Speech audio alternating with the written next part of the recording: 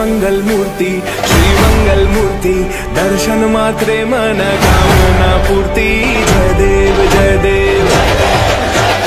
नमस्कार, मी विजय गाते। आपण पाहता लोकसेवा लाईव्ह बातमीपत्र। संपूर्ण महाराष्ट्रामध्ये गणेशोत्सव हा उत्सव जल्लोषामध्ये साजरा केला जातो, पण प्रत्येक ठिकाणी घरगुती असू दे, सार्वजनिक ठिकाणी असू दे, जेव्हा गणपती बाप्पाची स्थापना केली जाते तेव्हा त्याच्या पाठीमागे रंजक गोष्ट असते। कुणाच्या मनोभावना असतात, कुणाचे नवस असतात। ह्याच रंजक गोष्टी आम्ही आमच्या प्रेक्षकांच्या समोर मांडणार आहोत। अगदी ह्याच उद्देशाने आज आपण कांबळे कुटुंब यांच्याकडे आलेलो। गेली 16 वर्ष ते गणेशाची अविरहितपणे पूजा करत आहेत, तसं स्थापना करत आहेत। नक्की ह्या गणेश बाप्पाची स्थापनेच्या पाठीमागे त्यांची काय रंजक गोष्ट आहे आपण त्यांच्याकडनं जाणून। नमस्कार दादा। नमस्कार। आपल्या ह्या लोकसेवा बातमीपत्राच्या व्यासपीठावरती आपलं हार्दिक स्वागत। आपल्याकडे गणेश बाप्पाची स्थापना झाली, गेली 16 वर्ष तुम्ही अविरतपणे त्याची पूजा, साहित्य वगैरे सर्व गोष्टी करतात। दादा, आपला गणपती बाप्पा तिथे स्थापना व्हावी याच्या पाठीमागे आपल्याकडे काय रंजक गोष्ट आहे? रंजक गोष्ट, सर्वप्रथम तुमचं खरोखर मनापासून धन्यवाद, कारण की आपण आमच्या कांबळे कुटुंब यांच्या बाप्पाचं दर्शन घेतलं आणि जे बाप्पाचं तुम्ही म्हणजे सर्वत्र परिचय करण्यात त्याबद्दल तुमचं मनापासून धन्यवाद। रंजक गोष्ट म्हणजे तुम्हाला मी प्रेक्षकांना सांगू इच्छितो की या आमच्या बाप्पाला आज 16 वर्ष पूर्ण होत आहेत।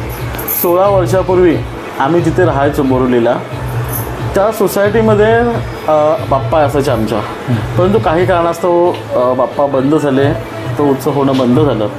परंतु एक वर्षामध्ये गॅप गेला आणि म्हणजे बेचैन वाटत होतं मनाला कुठेतरी की बाबा आपला सोसायटीमधला बाप्पा जो असतो तो म्हणजे आपल्या घरचाच असतो, परंतु काही कारणास्तव बाप्पा बंद झाले, बाप्पाचं आगमन बंद झालं। आणि एक दिवशी मी असं पूजा करत होतो, गणपती बाप्पाला जवळपास 10 दिवस होते, 10-12 दिवस बाकी होते यायचे। तर 16 वर्षापूर्वी मी माझ्या घरी देवालयामध्ये पूजा करत असताना माझ्या मनामध्ये जाणवलं कुठेतरी की आपल्या घरी पण बाप्पा असावे, म्हणून मी माझ्या आईशी वडिलांशी संध्याकाळी चर्चा केली। बाप्पाशी म्हणजे पूजा करतात मी मनामध्ये ठरवलं की बाबा आपल्याकडे यावर्षी बाप्पा आणायचा। आणि अवघे 8 दिवस असताना सर मी तुम्हाला सांगू, त्यावेळेस मी जवळपास काहीतरी 10वी-12वीला काहीतरी होतो, त्यावेळेस आम्ही बाप्पाची स्थापना केली आणि घरातून पण पॉझिटिव्ह रिस्पॉन्स मिळाला की बाबा चला चांगली गोष्ट आहे, बाप्पाचं आगमन होतं आहे।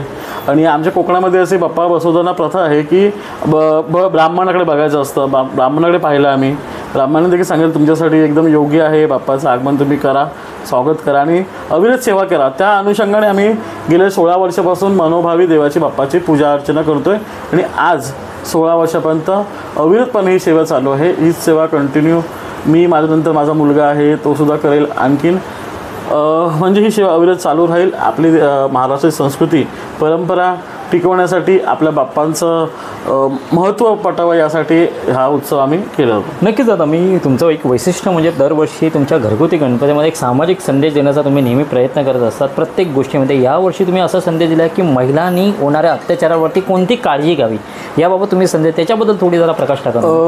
बरोबरच, आपण वेगवेगळे बाप्पा उत्सव आहे की 6 दिवस कधी 5 दिवस गौरी गणपती असतात, त्या अनुषंगाने शेकडोच्या संख्येने लोक आपल्या घरी येत असतात, सार्वजनिक मंडळामध्ये येत असतात।